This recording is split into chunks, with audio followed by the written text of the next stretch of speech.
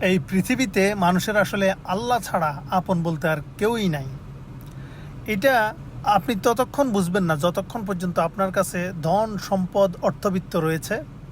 খুব সহজে যে ব্যক্তি বুঝতে পারে সে হচ্ছে একজন অসহায় মানুষ অথবা একজন খুব হতদরিদ্র ব্যক্তি, যার কাছে অর্থ সম্পদ টাকা পয়সা কিছুই নাই। সে খুব সহজে এটা অনুভব করতে পারে। এই যে আপনারা দেখেন, মানুষ আপনাদের অনেক আপন, অনেক বন্ধু বান্ধব আত্মীয় স্বজন, এগুলো সবই ধোঁকা, সবই অভিনয়। যতক্ষণ পর্যন্ত আপনি সচল আছেন ততক্ষণ পর্যন্ত তারাও আছে।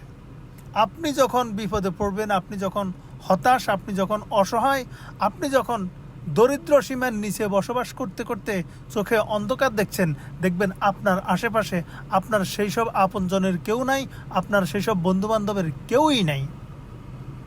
এটাই হচ্ছে বাস্তবতা।